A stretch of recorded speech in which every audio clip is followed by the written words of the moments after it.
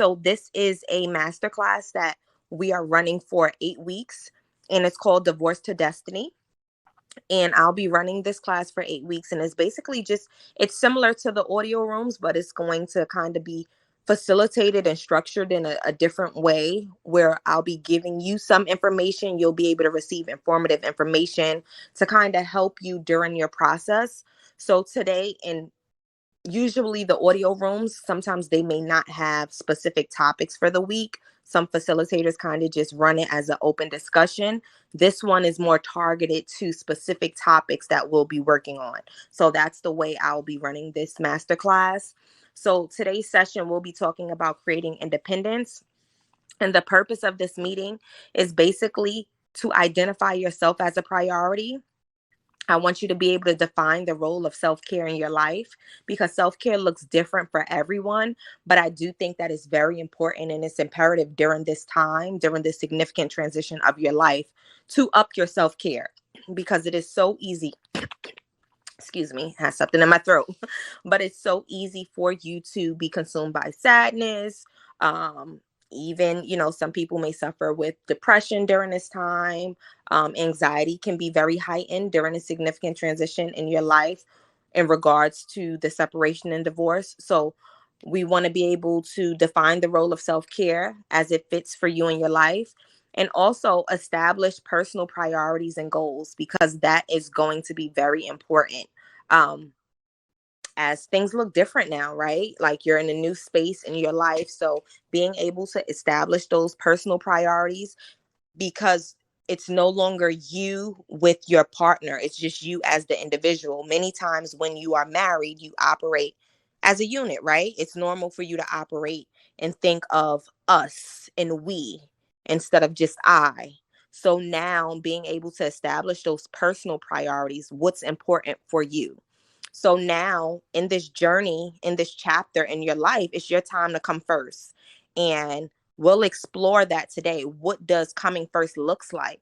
What does that look like? Because many of us may have put ourselves on the back burners during marriage. Sometimes you kind of forget about who you are. You forget about yourself as an individual, because you have that title of husband, wife, or even another layer added onto that, a mom or dad when you have children. So being able to establish those personal priorities, like what's important to you. So when I've asked people before to describe divorce or separation in one word, some examples that I've heard people say, they've said tragedy, blessing, necessary, amputation, rebirth, expensive. So I want to ask that to you. I want to invite you all to kind of think about that right now. Describe divorce or separation in one word. What is one word you would use to express what it means to you? And I'll give you a little moment to think about that. And then I'll kind of have you all just throw them out. And I see Judy has just entered the room. So hello, Judy. Hello, hello, hello. Happy Wednesday. It's good to see you. Well, hear you. Good to have you in the space this evening. So what is one, and I also want you to know, if you write something in the chat, the site has been glitching, so I'm not able to see it. So if someone happens to write something in the chat and you all see it, please just let me know, because I don't want you to think I'm ignoring you. I just can't see it myself. So if there's ever a question placed in the chat throughout the evening, please be my extra set of eyes tonight. I'd really appreciate it. So let's start. Vicky, your hand is up. You have the floor, my friend. I will say loneliness. Okay. Loneliness. And I think that's a word that many people can relate to. MB, I see you have your hand up. You have the floor, my friend. I would say traumatic. Traumatic. Okay. I think that's one many people can relate to as well. Anyone else? Anyone else? Judy, you have the floor, my friend. I was married for 32 years. So for me, it's just extremely awkward. Okay. And that's valid. it can feel very awkward for you right now, right? Because now you're learning, you're unlearning things and you're relearning new things, and it's a new stage in your life.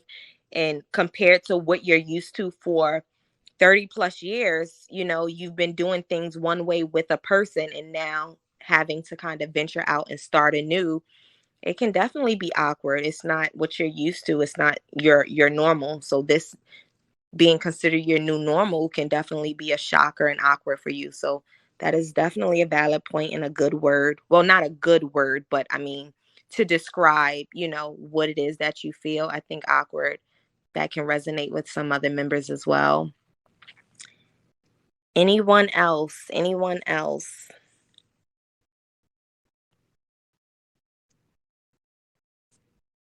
All right. Well, thank you all for sharing those words. And I just kind of wanted to pick your brain just to kind of see how you felt about that. Like I said, there's so many different words to describe divorce and separation. And sometimes those words kind of give me more insight on your situation. Granted, I don't know your specific situation, but it allows me to kind of have a peek in your brain. But again, today is your time, your turn to come first, and we'll explore what it looks like to prioritize yourself. So I want to open up, and I want to start with the first question is, how well do you prioritize you? And what are the benefits for caring for yourself? And I throw that out there to you, and I invite you to think about that, because again, when you are going through a divorce, which is such a significant transition in your life, many times we forget about we forget about ourselves. And that's just not with divorce, but just in general, when you're going through a tough time and a challenging time, and you don't know what is to expect, you don't know what the future holds, you can engage in like fight or flight mode, right? And it's more of just, you're in a survival mode, you're not really prioritizing you. I've had members talk about going hours, like their first meal sometimes it starts at around 6 p.m. and it's not intentional, right? Like sometimes the day may just get beside you, but with so much going on in your life, they're like, I'm just focused on making it through the day, but they forget to prioritize those. And these are daily things that we usually engage in, whether it's eating, being able to consume a healthy meal, being able to obtain restorative rest, being able to get a good night's sleep. Like that's a part of prioritizing yourself. Hygiene. Of course, I know many people may go through depressive episodes, but I want to challenge you while we're in this masterclass and while you attend these sessions to identify yourself as a priority. You upping your self-care and you prioritizing yourself is not a privilege. Like you deserve and you're worthy to care for yourself. So I do want to explore that right now. How well do you feel you prioritize yourselves?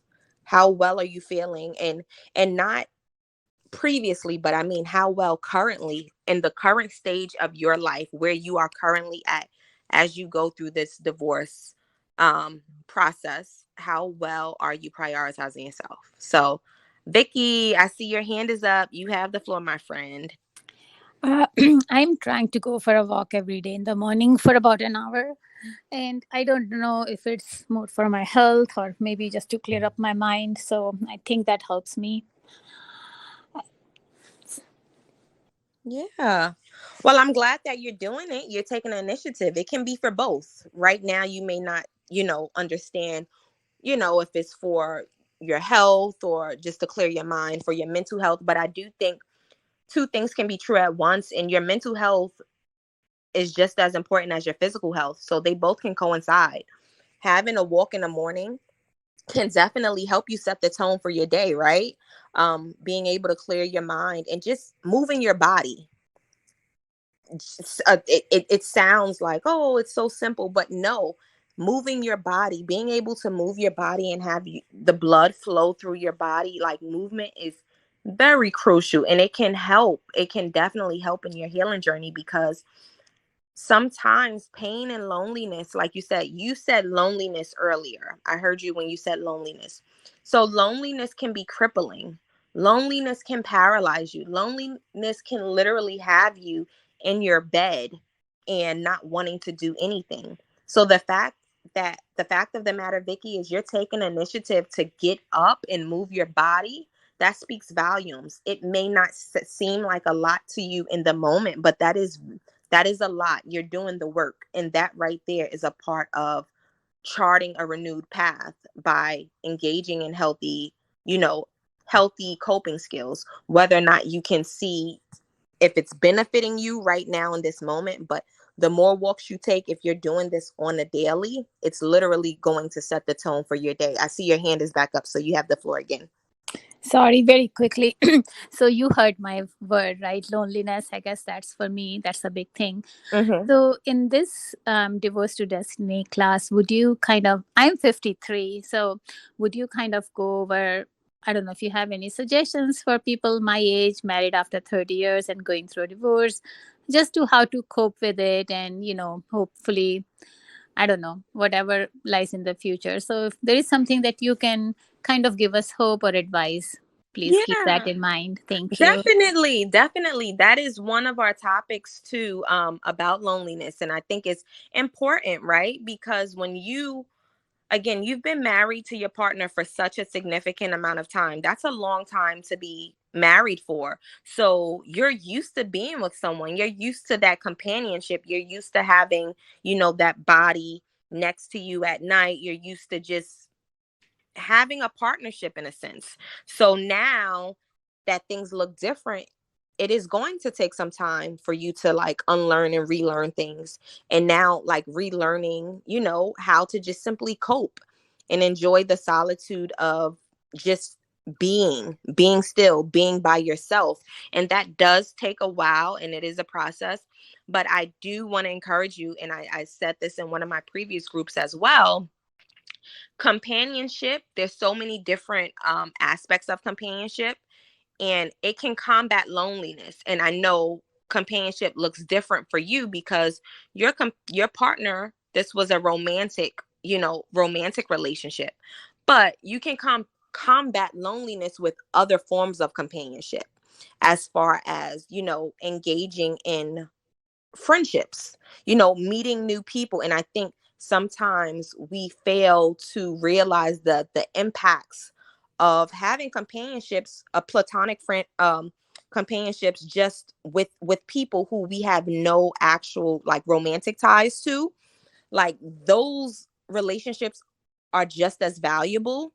And when we're in the thick of like separation and divorce, of course we're thinking about the romantic aspect because we've had someone for XYZ amount of time, this long period of time. But starting to explore, what does your friendship companionships look like? Like if you have friends, and if you don't have friends, kind of opening yourself up to that. Like what would you like? First of all, identifying what you would, what type of friendship you would want that can, it's not going to fulfill the need of, a romantic relationship, but something that can be potentially comparable. Like the things, what does your heart desire? Like what type of friendship would you be interested in? And it can kind of mirror, again, it's not going to fulfill the need as far as a husband, but it can mirror that. Like if you're lonely due to, maybe, for an example, this is not your situation, but just hypothetically speaking, if you and your husband previously did date nights on a Friday, finding a friend, or even doing like meetup groups, finding someone who you could potentially have a ladies night out with on that Friday. So it, again, it's not your husband, but doing things and engaging with people in a way where the loneliness that you may feel on that Friday, and it doesn't even have to be with people, it can be by yourself as well. But I think with people, it'll start combating that loneliness more effectively, because now you have someone to kind of fellowship with. you can speak with them, you can hang out with, and you can build that relationship. So, Vicky, let me ask you, do you have friends? Um, what does your friendship relationships look like right now for you? Do you have any? Not too many close friends. I just have one, Okay. and she's been a great support, but that's pretty much it. And also, my situation is a little bit different. I don't want to take too much of your time, but it's been a long abusive marriage, so it wasn't really a companionship. My husband hasn't talked to me for 5 6 years. He lives in the basement, and finally it's kind of paperwork. Even then, I'm going through a lot of stress because at least it was a body in the house, whether he would interact with me or not. So I'm not sure why I'm going through it, because I have been lonely, but I think I was um yeah. So I don't know. I'm sorry, but I'm No, no, rambling now, but apologize. Don't that's yeah, that's apologize. it. Don't apologize at all. This is what this is what these sessions are here for. We're here to allow you to process and to give you feedback. But I do want to say, when we, I hear you when you say you've been lonely for a while, it was just kind of like a body in the house. So when we talk about how well do you prioritize you being lonely for, such a long time, what do you do now? Like, as of right now, I know you said you take those walks, but what can you do now to kind of help you combat that loneliness? Are you interested? Are you open to like meeting new people in order to kind of put yourself out there? And I know sometimes it looks very scary, right? To put yourself out there. And I'm not even referring to like meeting people on a romantic level, but meeting a friend, going out. Like, there's a lot of groups that many of the members have suggested before, like meetup.com. There was one young lady in the other group. She said she started going hiking with, and I'm not saying that's something that you should do, but if you're interested, finding, sometimes we have to take the initiative and find things that we like to do, right? What is it that you like to do? Because when we talk about prioritizing ourselves, we have to be able to pour into ourselves and fill our cups with things that bring us joy. And now you have a significant amount of free time. Well, more time going through, with the separation and divorce, that's just dedicated to you solely. So are there things that you would like to engage in that you can possibly, do just to lift your spirits and kind of combat that loneliness? Is there any like hobbies or anything outside of like the walking that you're interested in doing? Yeah, so I have joined meetup groups for last, I would say, 3 4 years, and I do work a lot. But then when I get a chance, I go for walks, for lunches with them. So I mean, they're all nice like I mean, I know them, but they're nothing. I don't have like a close friend from them. Close friend, except one what I have. But those, like, I enjoy going out with walks with them, lunch with them, and it's mostly females or sometimes mixed groups. Okay. But I think I'm more like, after 5 years of this abusive marriage and getting older, it's scary for me to think that I'll be alone for the rest of my life without a companion. So I guess I'm more talking about like romantic relationships. I'm not Okay. sure, like, I just, that scares me. Like I said, I don't know, I think I'm more talking about a gray divorce or whatever it is called. Anyway, so I think that's part that scares me, and I don't know how much you hear about that, and people who have been married for a long time and are Mhm. around my age, and like, how do you get up and put yourself out? And I've never done that, so it's kind of very scary. Got it. So you're interested into, you're thinking about dating again, like love after divorce. Is that what you're talking about? Like, what does the dating scene look like after separation and divorce, to put yourself out there? That's what you have reservations in regards to. You have reservations of putting yourself out there. Yeah, I think it's very scary, but I Okay. just don't know if I want to. I mean, I'm scared at the thought of being alone because I'm like 53, and I don't know if I want to be alone for the rest of my life. So I think for me, those are the thoughts that come to me. Okay, what will I do now? And even though, like I said, it's been a long abusive marriage with no companionship for quite some time and no emotional support, Mm-hmm. that's why I think I've been so lonely in this marriage. I don't know. I don't think when he leaves or the divorce, honestly, it's not gonna change my Mm. right now my emotional support or anything. I haven't had it for a long time. Okay. Well, Vicky, I do want to say there is, just to put it out there, and it's not just for you, but for everyone in this room, there is life after. There's so much, I think a lot of times there's so much stigma and shame in regards to divorce that many people are like, I don't know what the dating pool looks like. I'm just too old to find love again. But I want to just reiterate that there is love after divorce. I've seen so many people, I've walked so many people through it on the Circles app. So I've been working with so many people, and they can share their testimonies as well. They have found love after the separation and divorce process. And I remember them being right here in your shoes, and coming on. Well, this was when Circles first started. It wasn't audio, it was video groups. And I remember hearing their stories. They were open and their emotions were very raw, and saying, I will never find love again. I've been with my partner for so long, or I'm just too old. And they just didn't know what the future had in store for them. And I encouraged them the same way I'm encouraging you, but sometimes it's hard for you to see it when you're in the thick of it. But they were able to come back and share their testimonies. And I mean, I was with them as they were going through the process, from when they filed for divorce to when they actually, everything was closed and final, and even just going through the process of having them relearn themselves. And that's why I think it's so important when we talk about, creating independence and being able to identify yourself as a priority. Because for you, Vicky, you've been through like abuse and different things in your marriage, and that takes a toll on your self-esteem, right? So when you or anyone in here identifies yourself as a priority, it's all about pouring back into yourself and building that self-esteem back up.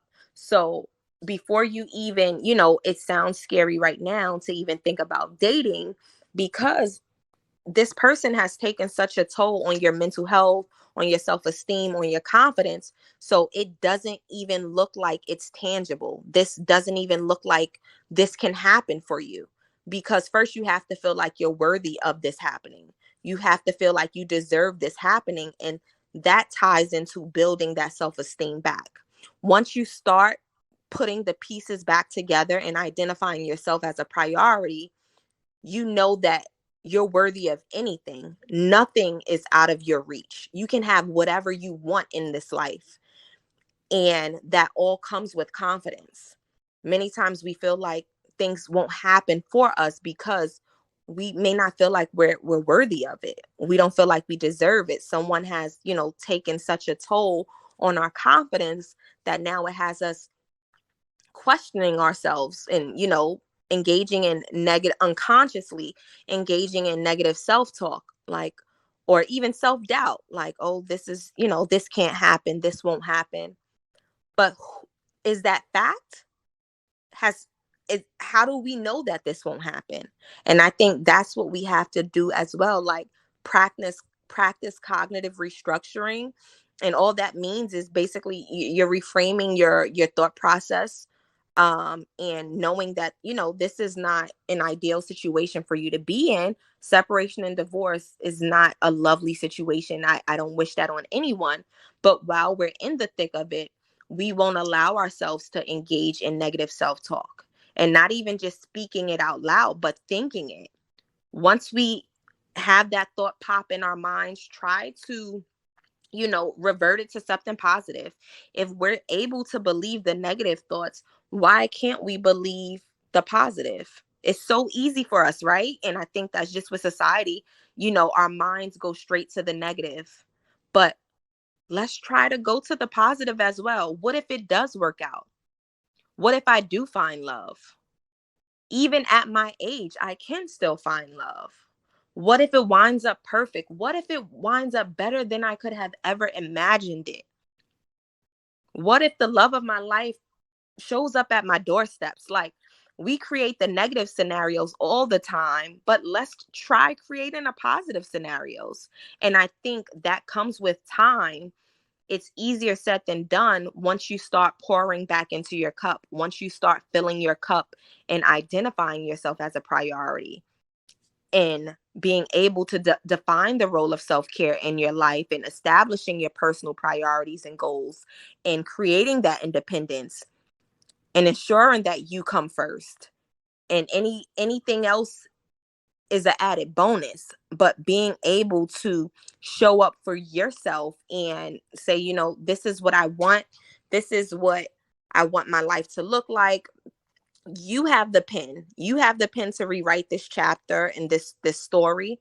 Right now, of course, it's unfortunate going through the separation and divorce, but please know that separation and divorce is not the end all be all. There's still so much life in you left to be lived, and I don't want you to also attach your age to what is out there.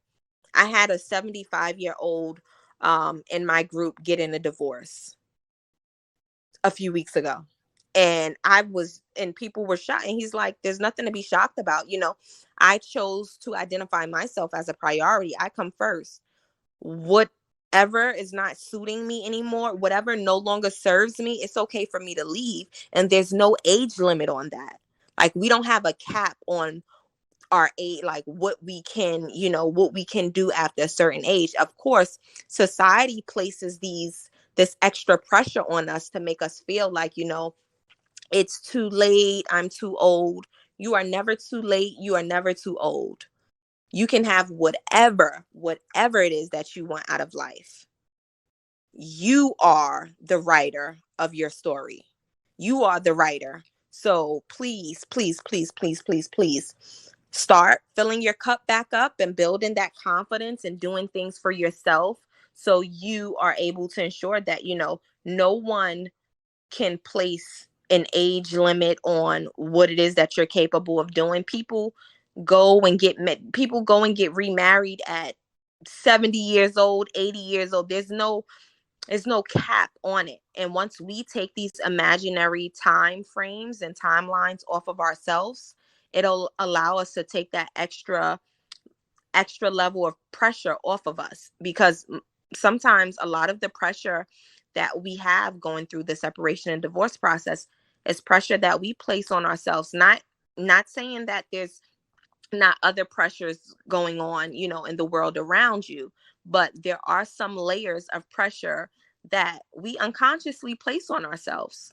based on our own negative self-talk, self-sabotage, and just engaging in negative, in not even negative thinking, but anxiety, depression. There's so much that goes into it. So I hope, Vicky, that you start doing things for yourself to build that confidence back up, because once your confidence is back up, you're going to be unstoppable. Nothing is going, your age is going to be the least of your worries about going out there to, find a romantic partner or find love again, because it's never too late. The age stuff is just stuff that society places on us, where we feel like it's too late. It's never. You can always rewrite your story the way you see fit. This is not the end. This is the beginning. And I'm glad that you're charting a renewed path from divorce to destiny. And I'm glad that you came in the room today. So that's just my TED Talk. I'm sorry I went on a little rant, but I want you to know, I just needed to say that. I wanted you to know that it's never too late to start over. Hey, Beth. Hello. Hey, Rhashida, girlfriend, you're always singing my song, the when I need to sing that song. And I wanted to thank you so much for saying that, because, wow. And I was just thinking that, like, we must be connected somehow, because I was just thinking you need to do a TEDx talk, for real, girlfriend. Like, you got it going. You know how to bring it on and bring it out, and I really appreciate that about you. And I'm just going to keep listening right now, and if I feel inspired or I have something to add or whatever, or I need some tools, I'll certainly reach out during these last minutes left here. Okay. Yeah, not too many, but it's not too little either. So Yeah, there's time. definitely. So, Beth, I just kind of want to catch you up on our topic for tonight. So, today we're just talking about creating independence, and the purpose of the meeting is to identify yourself as a priority and being able to define the role of self care in your life and establish personal priorities and goals for yourself. Because, as you know, when you go through a divorce or separation, it can take a toll on your mental health. It can take a toll on your self esteem. It can take a toll on your confidence. And we want you to be able to establish your own personal priorities and goals, because many times when you are in relationships for a prolonged period of time, you're focused on not yourself as the individual, but you and your partner. So everything becomes a we, everything becomes a us.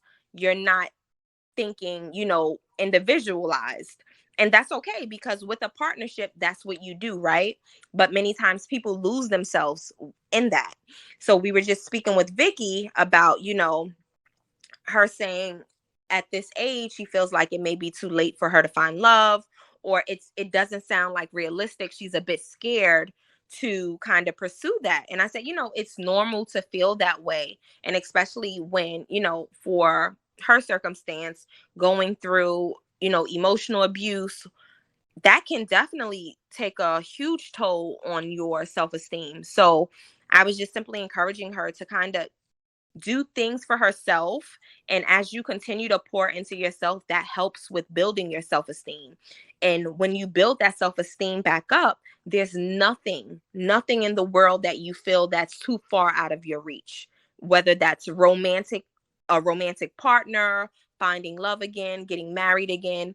You will literally feel unstoppable. So identifying yourself is as a priority is so important. And that's basically the main topic for the night. It's your time to come first. And being in these marriages for so long, so many individuals get lost. They forget themselves. So if anyone would like to share any personal priorities and goals that they want to work on in the upcoming, few months, things that they want to work on now that they are separated or divorced, um or even just share, how well do you prioritize yourself, and what are the benefits? What do you feel like are the benefits for caring for yourself? I know I stated some benefits, but I want you all to be able to talk about that so you can hear yourselves and kind of reaffirm for the other members in the group that may not know what the benefits are.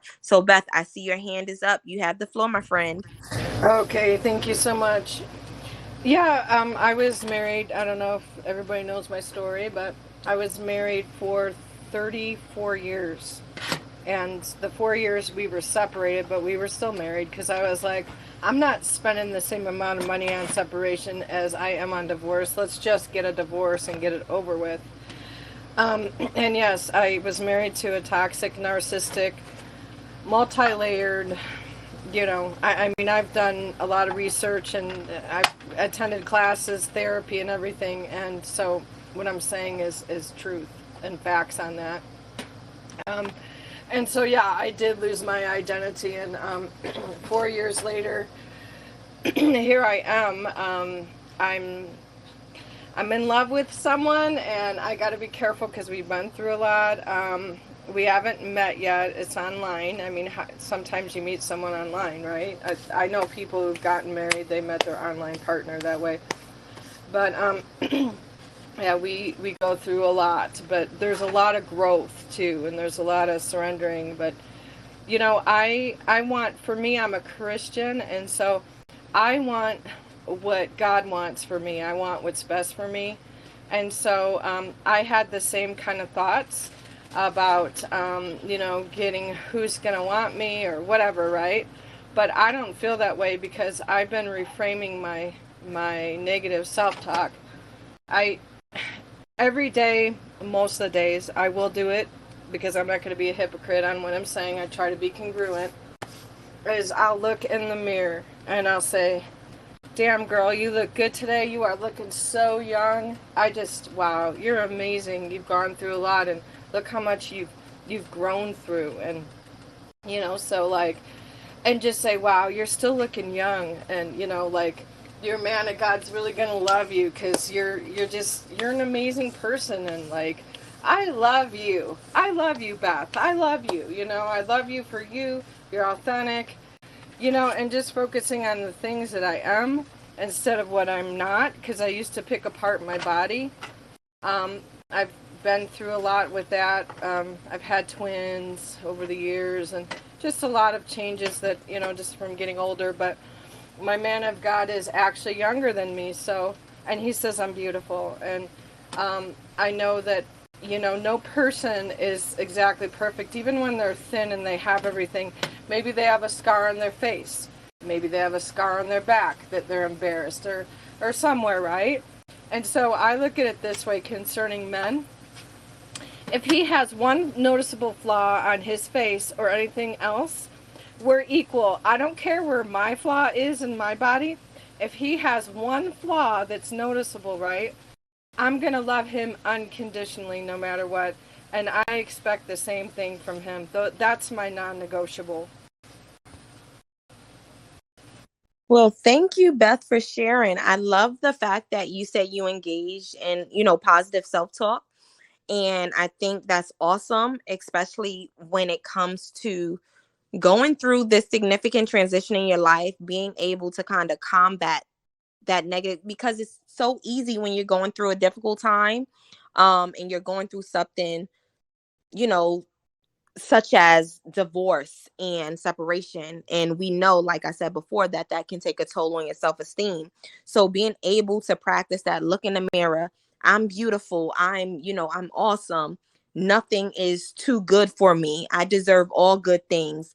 I think that can definitely help with just building your confidence and being able to have that healthy self-esteem. So many of you, you can try that. I would encourage many of the members in the group to try that, especially for Vicky, because you had some challenges with building that confidence and self-esteem. So maybe practice looking at yourself in the mirror, practice some mirror talk, look at yourself in the mirror, say some mantras, individualize and personalize them to yourself, say some affirmations. You can say it in the morning, you can say it in the evening before you go to sleep. And that was going to be my next question as well. What have you done or tried to promote positive change?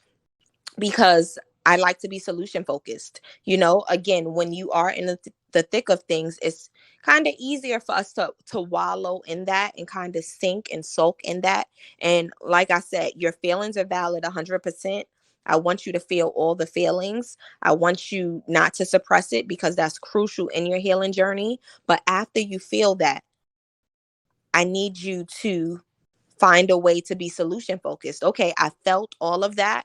So what can I do to make myself feel better? What can I do? So I want you to be able to start exploring, what can you do to promote positive change? What can you do to promote, the things that you say you want? If you're identifying yourself as a priority now and you're saying that, X, Y, and Z is important to me, but there's no improvement in that area, what can you do to promote that positive change? I do see Susan has just jumped in the room. So, hey, Susan, I don't want you to think that I'm ignoring you. Hello, hello, hello. Welcome, beautiful people. So again, those are some questions that I want, we have some time left. I want us to kind of open up the discussion for. I want you to think about, how well do you prioritize yourself? What are the benefits for caring for yourself? Identify 2 personal priorities. Why are they important to you?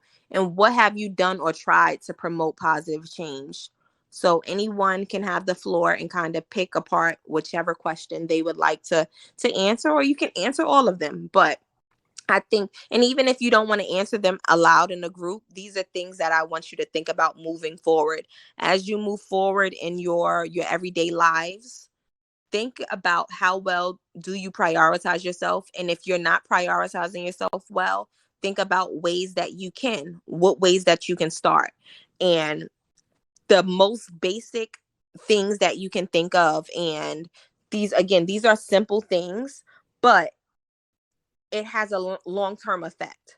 So if you are currently not eating properly, those are things that I want you to think about. Are you receiving healthy meals every day? Are you prioritizing your diets? Are you engaging in, a good meal for yourself? Our diets play a major part in the way we feel. Sometimes if we're eating things that's too heavy, it can make us sluggish. It just isn't good. So ensuring that you have some greens and vegetables in your diets. Ensuring that you're able to obtain restorative rest. Are you engaging? Are you, having 7 to 8 hours of sleep at night? Are you moving your body? Something as simple as taking that walk in the morning. Like Vicky said, she's taking her walks in the morning. That is a part of prioritizing yourself. Yeah, those the benefits of caring for yourself, we all know what the benefits are. The benefits: you'll have an improved mental health, improved physical health, you'll feel better about yourself, you'll build confidence, you'll be able to have a healthy self-esteem, you'll be able to engage with people. People will also see that as well. When you prioritize yourself, it also shows people that you care about yourself, and the way that they treat you, they'll see, like, this person is not someone to play with. Prioritizing yourself can look like so many different things. Implementing a boundary is a part of prioritizing yourself. Not allowing yourself to engage in negative self-talk is a part of prioritizing yourself. So it doesn't have to be things where you feel like you're spending money, or you're getting a massage. Like, those are the least of the things that I'm talking about. Like, I'm trying to get you to do the nitty gritty, the the hard work, like implementing those boundaries, um, reversing the thought, basically, when negative talk comes into your mind. Prioritizing yourself looks like saying no when you want to, not saying yes just because you don't want to hurt someone's feelings, not accepting things just because, not being a yes person. When we talk about divorce to destiny and charting a renewed path, unlearning all of this is a part of saying, yes to yourself and identifying yourself as a personal priority. Unlearning a lot of the unhealthy habits that you may have engaged in unconsciously or unknowingly during your marriage. Releasing, like, things that no longer serve you. Releasing things, like, you don't have to hold on to those things. And I know sometimes it's hard when you're in a relationship for so long. That becomes a part of your identity. Some of those things you internalize because you've been doing it that way for so long. But just because you've been doing it that way for so long doesn't mean that it's right. Doesn't mean that you have to continue in that manner. It's, like I said before, it's never too late to start anew, and that's what comes with charting a renewed path. So when you go into this week and just moving forward, I want you to think about things that you have done or tried to do to promote positive change. How has that benefited you? And when you think about promoting that positive change, think about what has been sacrificed in the last year or the last several years during your marriage. What have you lost? What has been sacrificed? And I want you to have that at the forefront of your mind whenever you start to think about, pouring back into yourself. Sometimes people feel like, it's selfish, or like, I can't do that right now. But thinking about what you've sacrificed, it will also allow you to pour back into yourself unapologetically, because now you're thinking about what it is that you've lost and what it is that you're now trying to gain. You'll be able to identify yourself as that personal priority and not feel bad about it. Many times we feel bad about things because we feel we're unworthy, and we don't have that confidence to say, no, I deserve this. I am worthy of this.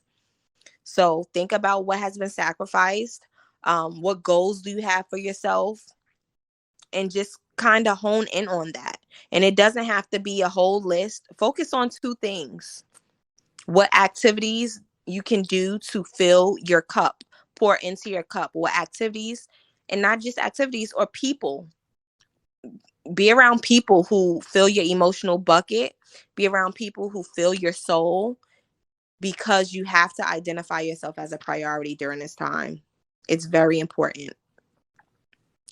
I see we have a few people who just joined. Hello, Vaneet. Hello, Vaneet.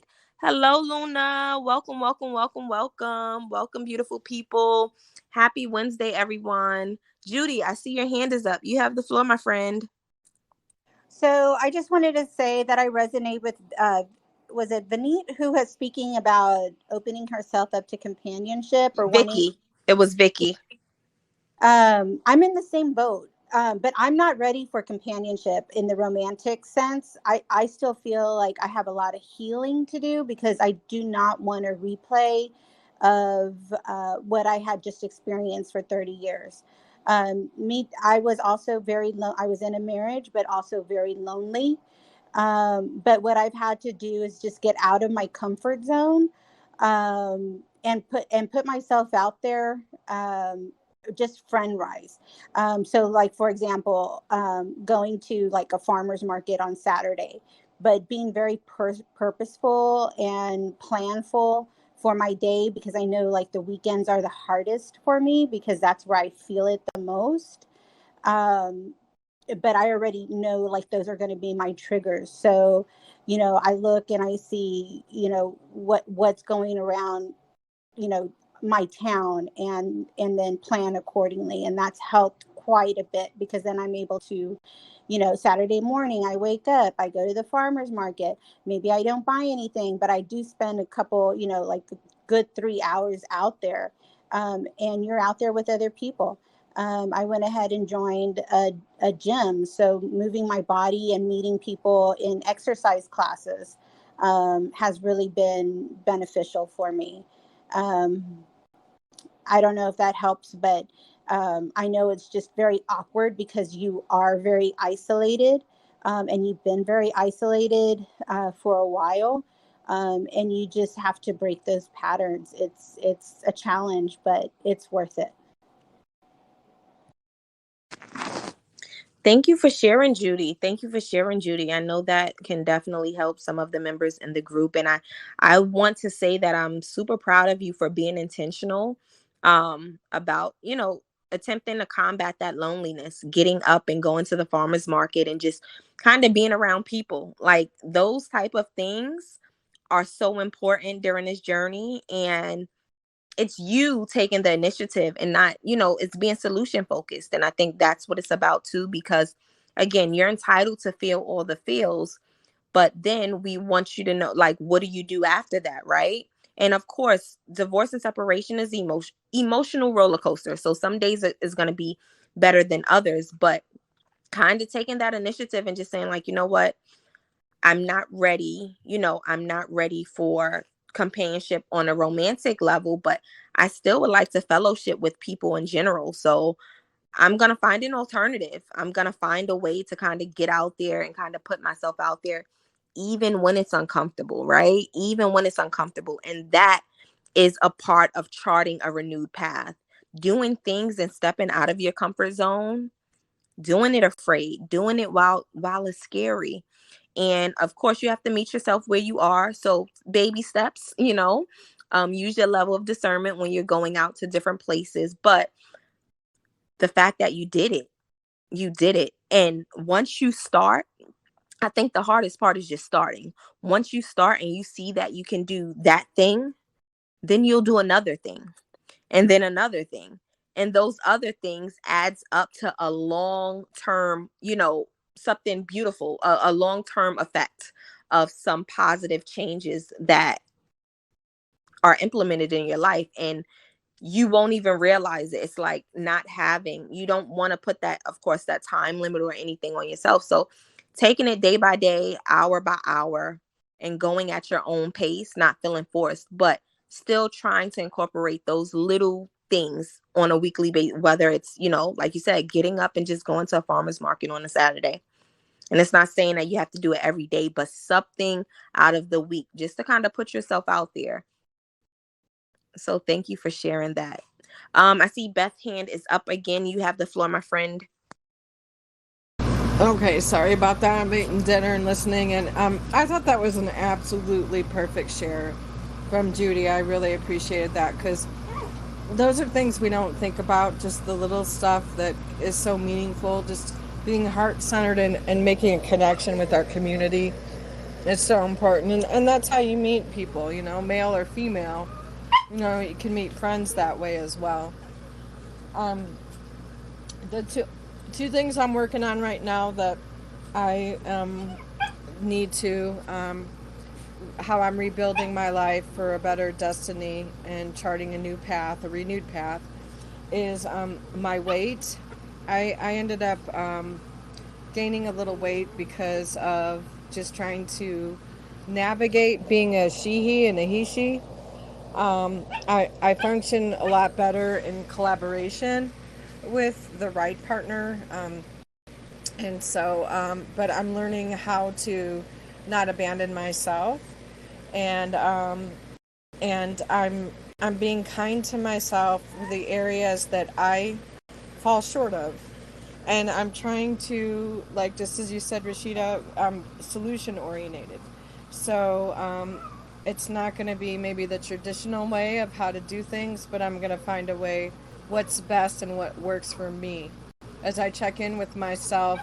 And I'm still healing from all the trauma that I've been through. So I'm just checking in with myself to see, okay, does this work for me? Somebody can throw me an advice, but is that really, that helps them, but that doesn't help me, So I'm working on right now, I'm eating fish and sweet potatoes.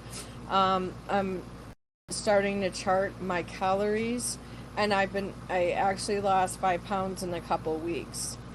So that is working. And the next thing I'm doing is I'm going to pick up a third job that's remote. And I got on that yesterday. I got tired of talking about it because I was making the goals too big. But I needed my other two jobs to be more structured. So last month I worked on a structure of shifts that were consistent, that were always on my schedule, so that way I could pick up a job that I can work into, or if I'm going to make a lot more money at home, then excuse me, then I'm going to put in my 2-week notice with one of the jobs, I think, because I really like them. But I'd have to talk to the people that hire me. But my end goal is I have a calling to Africa, and the person that I love that loves me is from Africa, and we both have a calling. His is gospel singing, and mine is humanitarian work, and I already started doing that. So eventually, I just want to work like in a job where I can make residual income. So that way, when people have certain needs that come up, like food or helping starting, farming projects for the community, bringing in a well for different communities, whatever is needed at the time, school, orphans who need to go to school, it's always a constant with them needing more clothes, shoes, school supplies, and that stuff. So, excuse me, I've had an experience with an orphanage for over 5 years. I was helping to build that up, but I had to step down for financial reasons, and that's part of the reasons why I'm still sponsoring a child. But the need is so great out there, and there's so many orphanages that I want to be able to help facilitate that without limitations, or and make sure that they get, I'm not handing it through someone I don't know, the money, but I'm actually on ground helping to facilitate the projects. Okay. Well, look at you, Beth. I love that you're so of service. You're being of service. And again, I love that you are identifying yourself as a personal priority during this time. You are pouring into yourself, and that's what it's all about. This session was for you all to think about creating that independence, being able to identify yourself as a priority, define the role of self-care in your life, and establish personal priorities and goals. It sounds like somebody can everyone mute their background because I hear some background noise. It sounds like water is in the background of someone. So can you ensure that everyone's background is muted for me, please? Okay, I still hear the noise, but I'm not sure. It's not showing me. It's not me. It's not me. I double checked when you said that. So Okay. yeah, it's definitely not me. I have air on, but you can hear it now. But Okay. you won't hear it in a minute. Okay. I just wanted you to know. All right. Thank you, Beth. So yes, we've had an open discussion tonight about you all being able to create that independence for yourself. I can't stress this enough. It is so crucial for you to identify yourself as a priority during this time. Moving forward for this upcoming week and the next week and beyond, I want you to continue to think about how well do you prioritize yourself. If you are currently not prioritizing yourself well, please start incorporating some healthy habits. Some of the ones that we discussed tonight for you to do so. Identify 2 personal priorities and why are they important to you. So identify 2 things for yourselves. Not you as the wife, not you as the husband, not you as the mother or the father or the friend or the relative or the loved one, but you as the individual. You as Vicky, you as MB, you as Judy, you as April, you as Maury, you as Beth, you as Luna, you as Nat. I want you to identify personal priorities for things that are important to you, not your children, not the partners, but you. Because again, like I said, many times we get lost. Our identity solely becomes our partners and our spouses. But I want you to identify yourself as a personal priority. Think about things that you've done or try to promote that positive change, and think about some goals for yourself as well. Please be around people who are filling your emotional bucket, be around people who are filling your cup. Make sure you're doing things for yourself to fill your cup. And I want to close with this. This is one of my favorite quotes from Nelson Mandela. The brave man is not he who does not feel afraid, but he who conquers that fear just by being there, looking at the problem or at the darkness of your thoughts straight in the eye and deciding that you won't surrender to it. Looking at the problem or at the darkness of your thoughts straight in the eye and deciding that you won't surrender to it. You won't let it shallow you. You are being the bravest you can ever be and starting the path to your personal freedom. So I want you to look at those problems in the eyes. I know when we're in the thick of it, it can feel too much, but you are now charting that renewed path. Thank you all for allowing me to hold space for you tonight. I appreciate you all for showing up for yourself and showing up for your peers. It was wonderful speaking with you. I hope you have an amazing rest of your week and continue to do things for yourself to fill your cup. I'll talk to you soon. Have a great evening. Good night. Bye-bye.